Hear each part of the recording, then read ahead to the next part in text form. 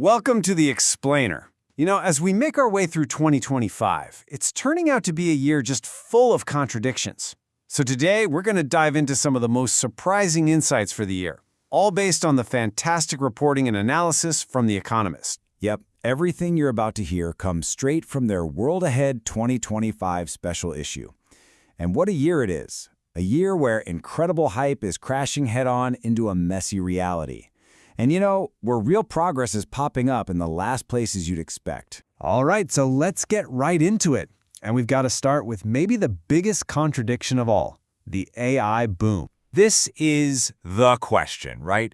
Is all this AI mania a bubble that's about to pop? Or is it really truly changing our world as we speak?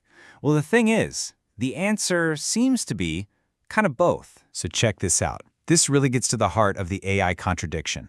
You've got this insane financial mania. I mean, NVIDIA's market value shot past $3 trillion. But then you look at the real world. America's Census Bureau finds that only about 5% of businesses are actually using AI in their products or services. That is a huge gap, and you have to wonder, how long can that last?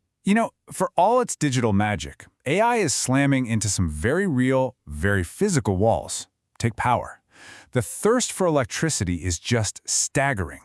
The International Energy Agency thinks data centers could double their electricity use by 2026. We're talking about as much power as the entire country of Japan. And get this, analysts are now predicting we could literally run out of high-quality data on the internet to train these models maybe by 2028. All of a sudden, this virtual revolution feels very, very dependent on physical stuff. And this whole theme of contradiction, well, it doesn't just stop with tech. It spills right over onto the world stage, and it's creating a really unstable environment for this year. That's a pretty heavy statement, isn't it? But according to The Economist's analysis, that's the stark reality we're looking at. The core of the problem? It's a world where America's power is being stretched super thin, at the exact same time that global threats are not just growing, but getting more and more connected. And all of that creates what The Economist calls a deterrence gap. It's dangerous.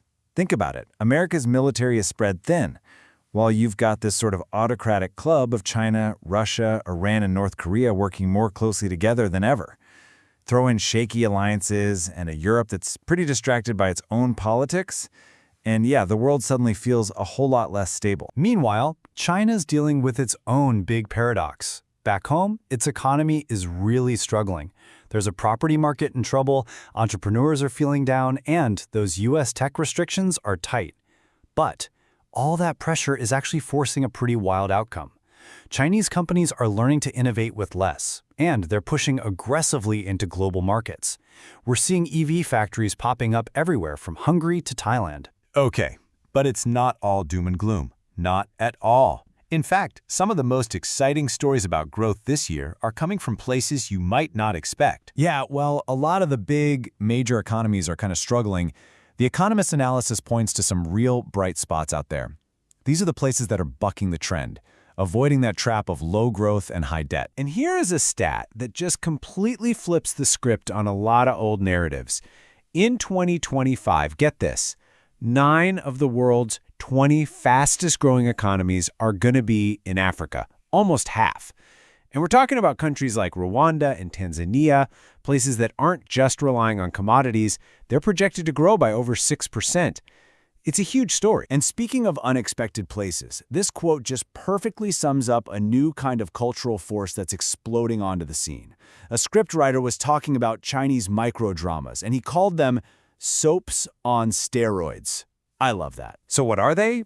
Basically, they're these minute-long soap operas designed for your phone, and it is a full-blown phenomenon. In China alone, the market is on track to nearly triple in value by 2027. And now, it's going global. Chinese-backed apps are taking the same model and exporting it, using foreign actors to create original content for audiences all over the world. All right, so this same dynamic, this push and pull, we're seeing it play out in science and technology too. You have these incredible breakthroughs on one hand, and they're fighting against some really big hurdles on the other. So for decades, there's been this really frustrating trend in medicine. Developing new drugs just keeps getting more and more expensive. It's a trend called Irum's Law. which, is Moore's Law spelled backwards. And it basically says that the cost to develop a new drug doubles roughly every 9 years. It's been a massive drag on innovation. But now, AI is getting ready to completely flip that script. It can literally dream up new molecules from scratch. It can crush months of tedious lab work down into just hours of computation. And here's the real game changer. It can help scientists make much smarter bets on which drugs are most likely to succeed, way before they get to those super expensive human trials. And the economic impact here is just mind-blowing. Think about it. By helping to weed out failures earlier, AI could save something like $450 million on the development of a single drug. That's incredible. And it's not just medicine. The breakthroughs are happening all over. 2025 is shaping up to be a huge year for personalized cancer vaccines using that same mRNA tech. We're seeing huge leaps in grid-scale energy storage, and I'm not just talking about batteries. And yeah, over in China, they might actually launch the first commercial flying taxi services, really. Which brings us to our final point. And this might be the biggest, and honestly, the most surprising question for 2025. Have global emissions finally peaked? I mean, the UN's climate panel has been saying it for years. To keep warming within the Paris Agreement limits, global emissions have to peak by 2025.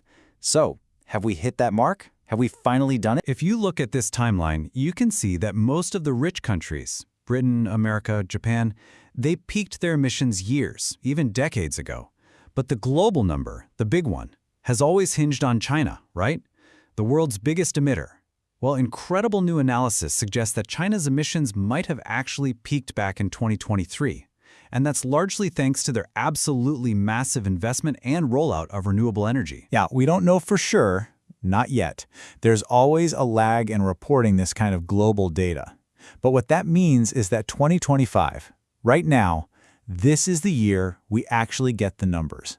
This is the year we find out if humanity has finally reached that historic turning point. So whether we're talking about AI hype, or global tensions, or the climate itself, 2025 really feels like a year of peaks, a year of transition. For so long, we've been focused on the climb. But as The Economist puts it, maybe the climb is over. And if it is, the only thing that matters now is how fast we come down. And that's the real question, isn't it? Not just for the climate, but for every single one of these challenges we've looked at today. If the climb is over, what happens on the way down?